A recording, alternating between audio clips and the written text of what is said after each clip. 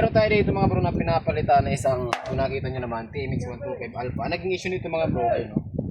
So sira na yung mga ganito niya. Ang mangyayari kasi dito mga bro, kapag ka nag-clutch kayo, pag nirelease nyo, ang tagal niyang bumatak. May kinalaman dito yan kasi dapat hindi sumasabit yung ating mga lining. Kung nakita nyo, kalas na. So ito yung ipapalit natin dito mga bro. Genuine parts ng Skygo. Alright? So genuine parts ng Skygo po yan. O, pakita ko sa inyo. Meron kasamang gear, yung primary gear natin. Okay? So dahil ano lang to mga bro, 18 teeth lang ito. Ito ay 73. 125 lang din kasi. Pero kasi kung TMX 155 to mga bro, 7 teeth kasi ito. Okay? So 73. Pakita ko sa inyo mga bro.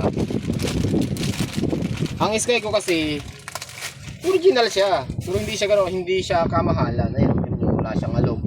Diba? Walang alog. Ito yung stock ni bro. Ayun o. Makakalampak na. Kita nyo naman dito. Yan halata naman sa video. So kaya naman to ng rivets. Actually na rivets na to. Tapos ito. Dura na rin. Palitan natin ng bago. Okay, sa mga gusto pala mga bro mag-order ng ganitong klaseng clutch housing at saka yung primary gear natin. Okay? So check na mga bro yung yellow basket dyan sa baba ng ating video para po makapag-order kayo.